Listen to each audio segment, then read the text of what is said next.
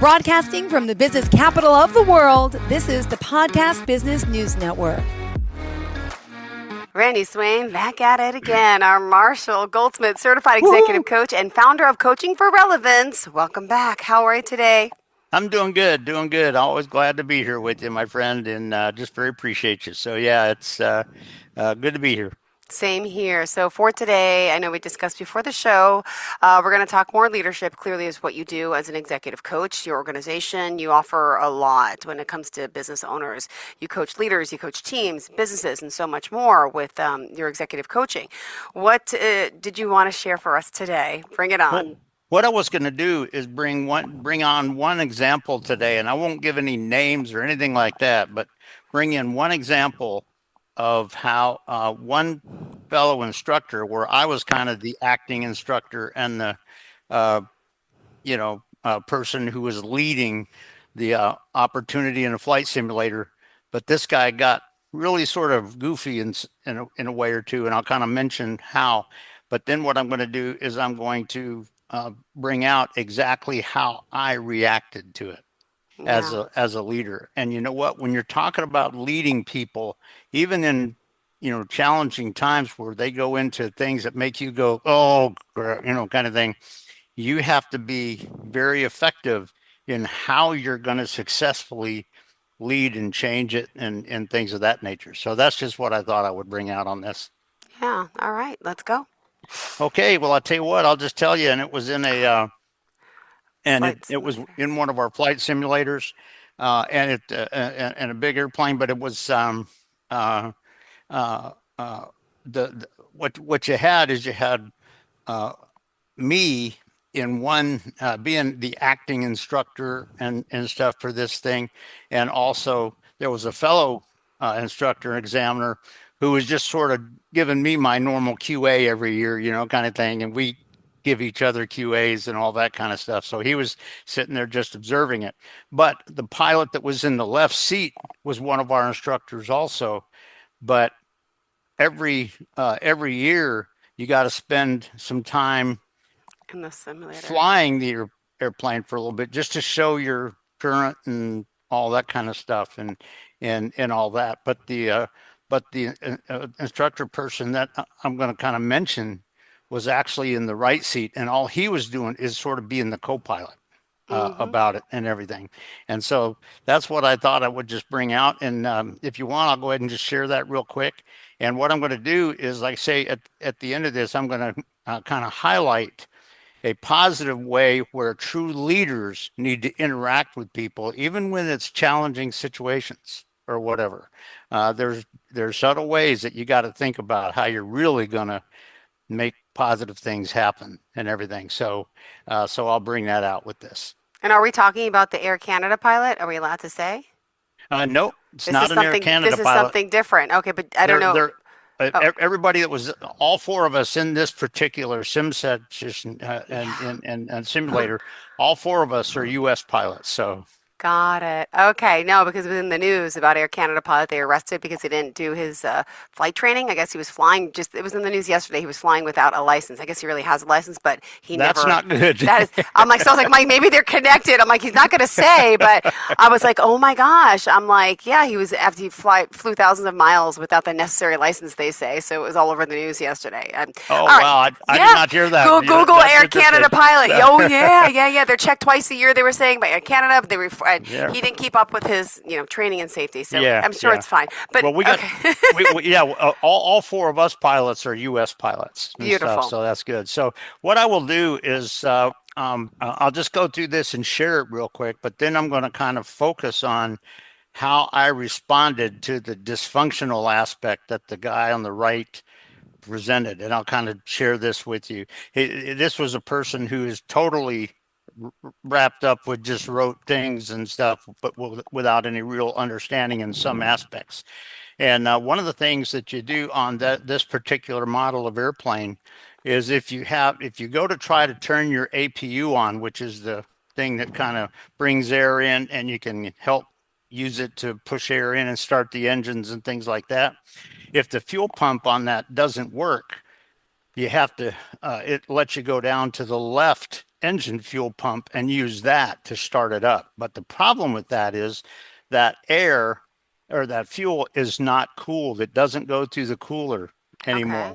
And so the manufacturer of the airplane has said very key that if you have to do that, you only want the APU running for 10 minutes because guess what? The fuel's going to heat up and it's going to auto shut down before you're ready. So it's just something to think about. And as a thing for the guy in the left seat, I kind of failed that pump, so it didn't work. I said, "What options do you have?" And he told me, "Well, I can use the left pump." I said, "Yep." And I said, "So how long are you able to do that? How long is that stuff?" And he looked at me and he said, about 10 minutes. And I said, "That is true." And I said, "That's kind of a limiting aspect of it." Well, the guy in the right seat went ballistic. And he actually turned back to me and he said, "That is not a limitation." Because in the flight manual, it's not actually in the limitation section, but Bombardier does bring it out that that's sort of the only amount of time you want to be able to do that Okay. for that reason. But he got very vindictive. And I said, "But it's not in limitations, but that doesn't mean that this number is not correct." Okay. And he just went ballistic. And in fact, one of the things that he did is he looked at me eye to eye and and this is amazing. He said, "I hate you." What? That's what he said. And How? now a lot of people would go in that. You know what I did? You probably said, okay. Thank you. No, I didn't. No, I didn't. What I did is I went like this because he was still looking at me, and you could tell he was sort of doing this because Raging as if you're going to fight him. he was Like, just because he's not in control. He wasn't in control, and he was ticked off with that. But he after saying that stuff, he was looking at me, and here's what I did in a very calm way. I let my body and my head go forward about 3 to 6 inches. okay. And I took my finger and my arm and I pointed straight to the front of the cockpit. And I looked at him eye to eye and very calmly I said, "Turn your face back to the front of the cockpit." And then I said, "And do your job." Beautifully And I went handled. back and he turned and looked back up there. He didn't say anything else and everything. But it was very amazing how I did that. And the way that he responded and interacted with that. And what's amazing is that when we were done with this, and by the way, this is somebody who has generally gotten along with me fairly Wow. okay for a long time and everything.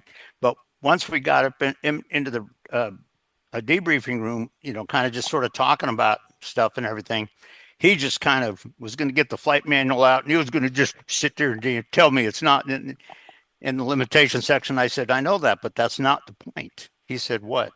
I said, "The point is that the operator, the manufacturer, brings that point out in the training to understand that's the maximum amount of time that you really want for that. It's not a limitation by the flight manual, but it's something that you got to consider if you have to do that." And he didn't say anything else. He just put the book away and stuff. But it's kind of amazing that when you're talking about leading people in sort of maybe a challenging situation or a situation that has aspects to it that you didn't realize or whatever, how are you going to do that? And I will tell you this, that when I responded the way I did in a very calm way, holding my finger and the arm to the, pointing to the front of the cockpit and everything, as I was responding very calmly, even to his dysfunctional reaction and everything. The other two people were very appreciative in what I did and very calm and didn't say a word. And so it's just something to think about, that when you're talking about leading your team, many people in today's world have the tendency that if somebody does that, I'm going to take them down, or I'm going to point my finger at them and I'm going to threaten them and say, "You're going to get fired if you don't, stop that, and all this kind of stuff." And if that's your whole reaction, you're not getting it done. True leaders be able to interact in a way that is potentially team building. When other people see the way you react, a lot of things can happen, because guess what? If he goes up and tries to talk to somebody outside of that, Mm-hmm. and they say, no, Randy did well, and stuff like that, and all that. And it's just something to think about. There are some people that have dysfunctional interactions in how they do that and how they want to do that. And as a leader, particularly when you're dealing in a unpredictable, rapidly changing environment, which is organizational maneuverability aligned, kind of thing. Guess what? The emotions can get there. The reactions can get there. The sudden, rote, superficial Yeah. things can get there, which may not be applicable for that situation at the time. And it's, you got to understand that when you're talking about being a leader and you're trying to be a successful leader in the midst of those kind of situations that happen, does the rest of your team actually look at you and go, wow, cool. Like Yeah. respect, you look up to, this guy's good, right? Yeah. Or you know what? Or even the Or- person that interacted with you, Mm-hmm. might come up and be better later and stuff. And that can be good and stuff, because they experience something slightly different. But there's a lot of people that just have rote little academic things, and they miss the boat if they're just focused on the superficial little things without any clear understanding of the real situation and what happens there and everything. And so it's just something to think about. And this guy, and I were actually, even a day or two after that, when he saw me, kind of, he waved at me and stuff like that and everything, So I mean, it just, not saying that he hated me or anything like that, no, but he just, it was a situation that really caught him to the side, which is not what he needed, but it's just something to think about. When you're looking at your people, to what extent do you see your people sometimes reacting incorrectly? Yeah. And if that happens as a leader, how are you going to truly interact with them in such a way that you can kind of address that and fix that?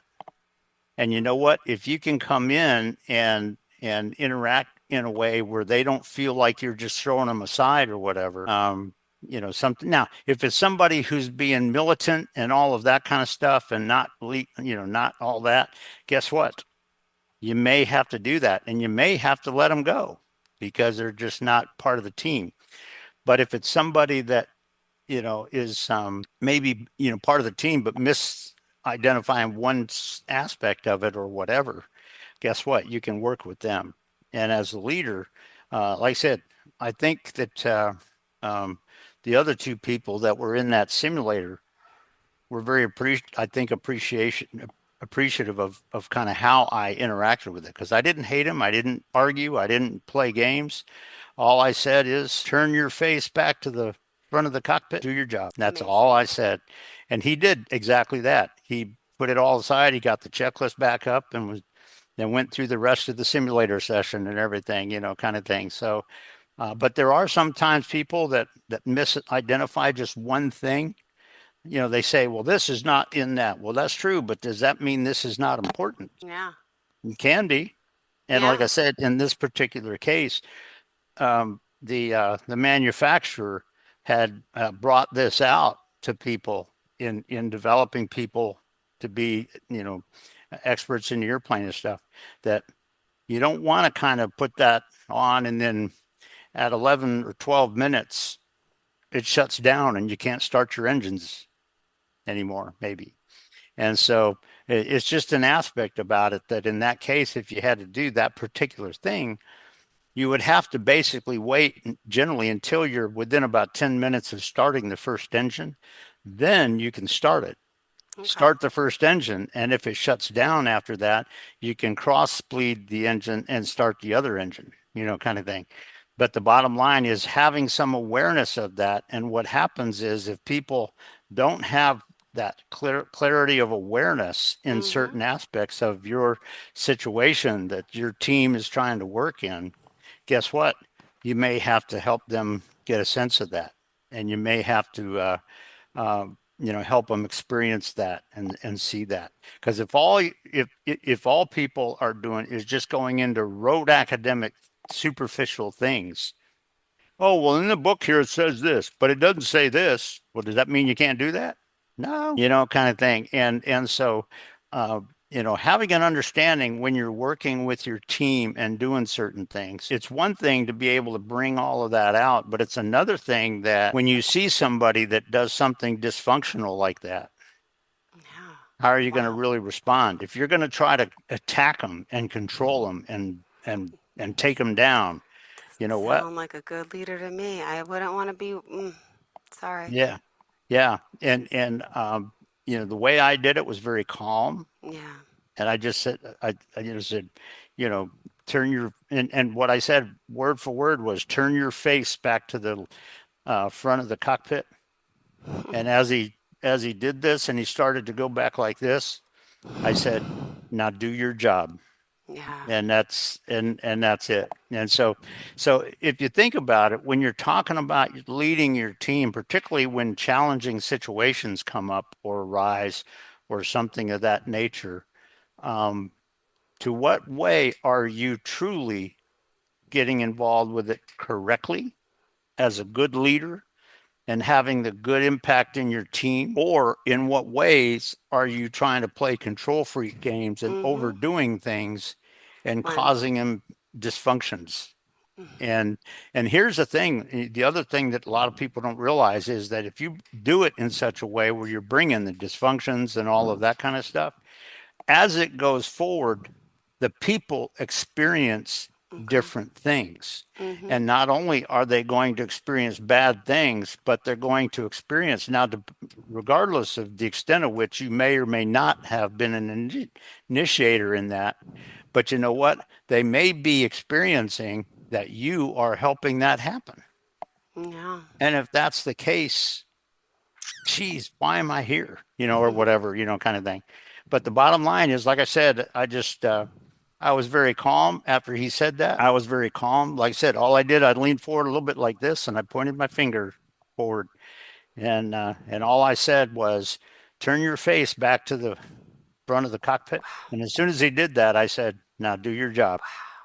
And I didn't say anything else about it. And like I said, once we got in the debrief room, he was going to bring out the The the the the, pamphlet. the What do you call it?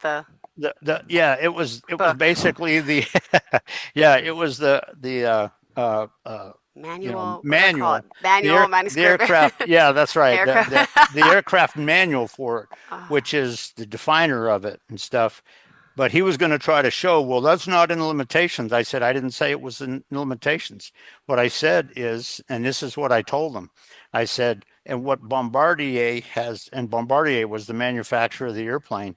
And I said, what Bombardier has said correctly, so that if you try to use that exact way of powering your APU for more than 10 minutes, the fuel is probably going to overheat and it's probably going to shut down on its own.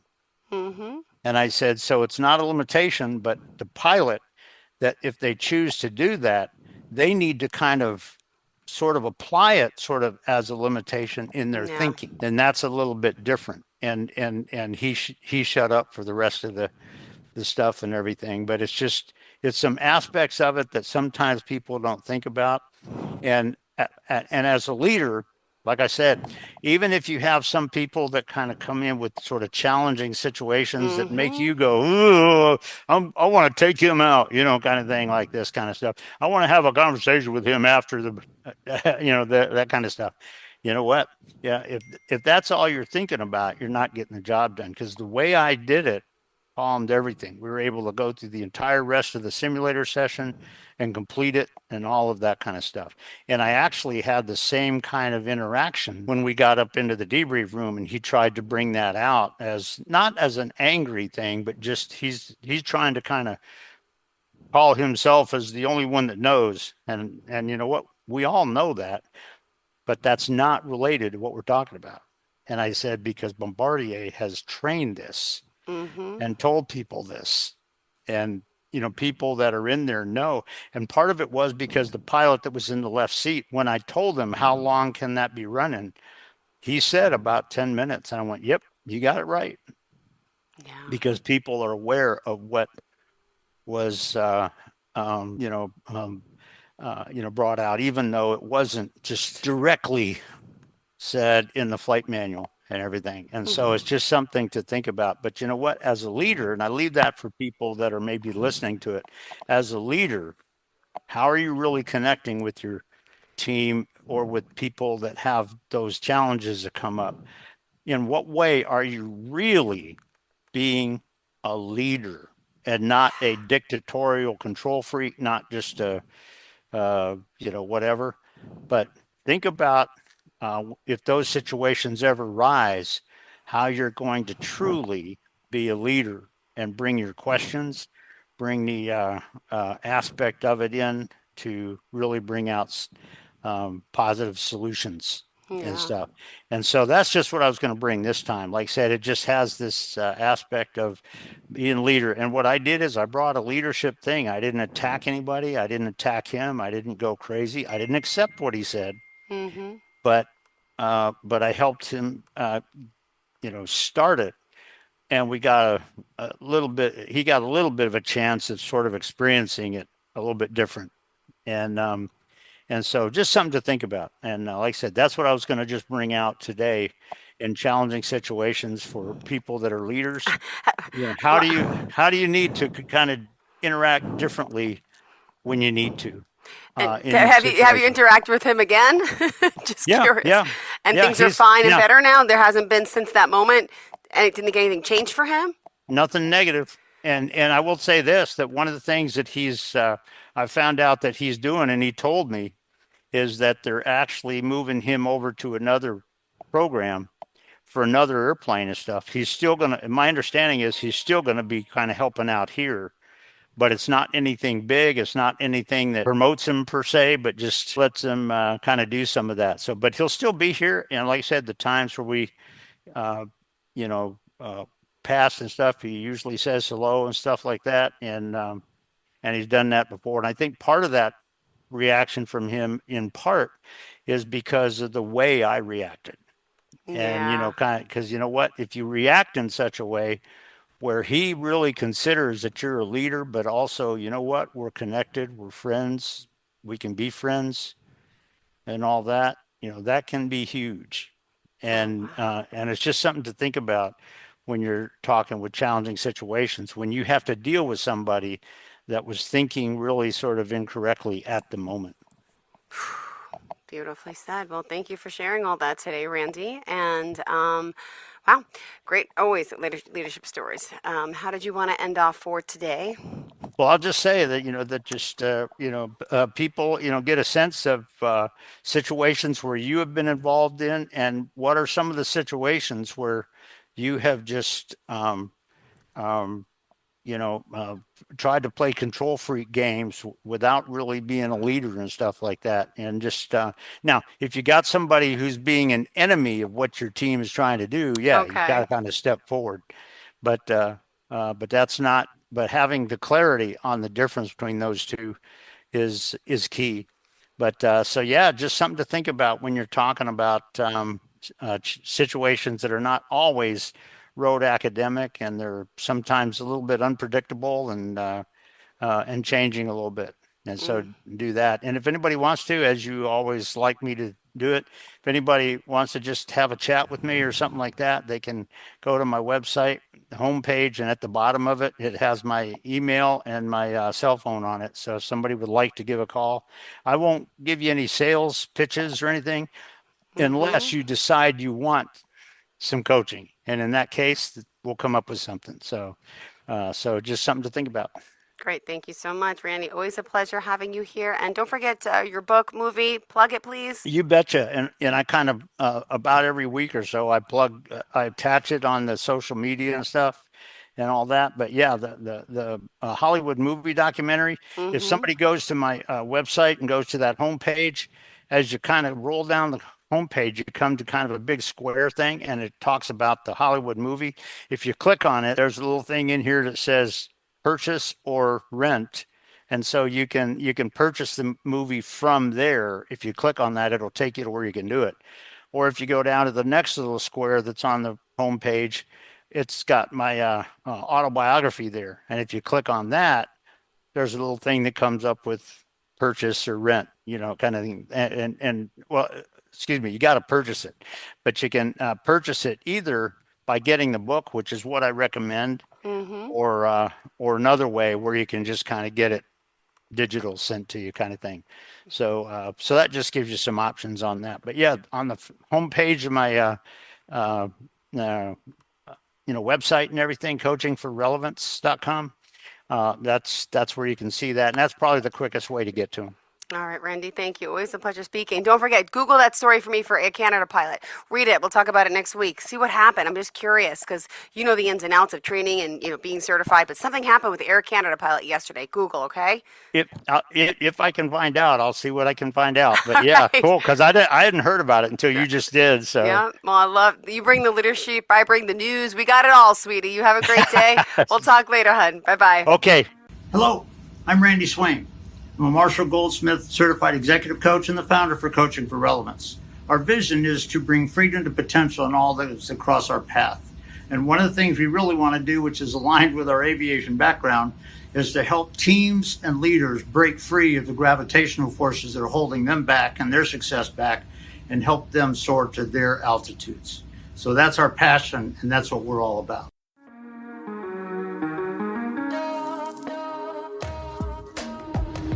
Broadcasting from the business capital of the world, this is the Podcast Business News Network.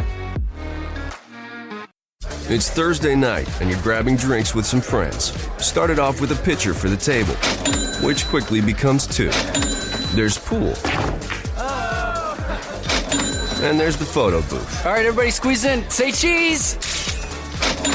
Followed naturally by an order of wings. And another. Can we get some extra ranch sauce?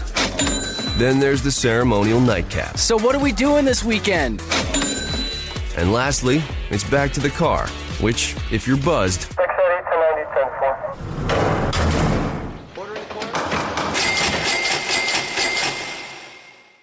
could be the most expensive night of your life. Getting pulled over for buzzed driving could cost you around $10,000 in fines, legal fees, and increased insurance rates. Nothing kills a buzz like getting pulled over for buzzed driving, because buzzed driving is drunk driving. Brought to you by the National Highway Traffic Safety Administration and the Ad Council.